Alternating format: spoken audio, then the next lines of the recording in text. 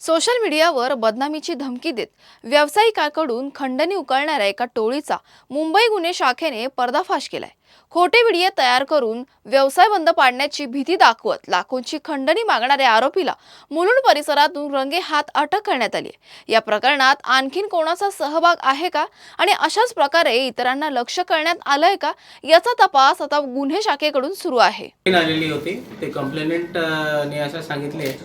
की त्यांचे खाद्यपदार्थाचे दुकान आहे, ते पनीरचे शॉप आहे आणि त्यांचे शॉपचे त्यामध्ये जे खाद्यपदार्थ मिळतो पनीरचे आहे ते त्यांचे एक रील बनवून ते ज्यांच्या विरुद्ध कंप्लेंट होते त्यांनी रील बनवून इंस्टाग्राम आणि बाकी सोशल मीडियावर टाकलेले आहे आणि टाकलेले होते आणि त्यांचे उद्देश होते की ह्यांच्या बदनामी करायची आहे आणि त्यानंतर ह्यांच्यावर दबाव टाकले। तसेच त्यांनी असा भासवून की त्यांची बाकी शासकीय यंत्रणाशी ओळख आहे आणि त्यांना पैसे द्यावे लागेल तर ते व्हिडिओ काढतील, अदरवाईज अजून व्हिडिओ स्प्रेड करतील आणि त्यांची बदनामी होईल आणि त्यांच्या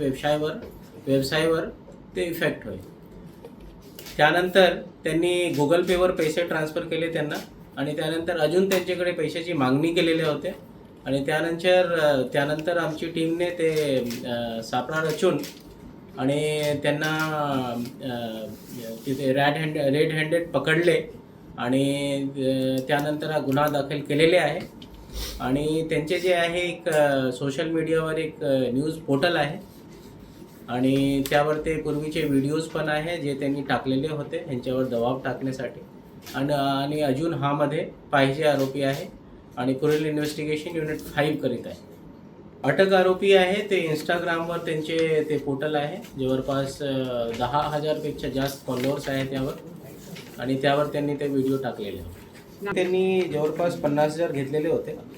आणि अजून त्यांनी जवळपास 2 लाखची मागणी केलेली होती। त्यांचे असं होते की ते जे आरोपी आहे त्यांनी सांगितले की ते परत व्हिडिओ टाकणार, त्याच्यावर लाईक्स वगैरे येतात, येतात, तर त्यांची तसा व्हिडिओ टाकले तर त्यावर जे काही पर लाईक्स वगैरे जे पैसे येतात ते त्यांना पे करावे लागेल,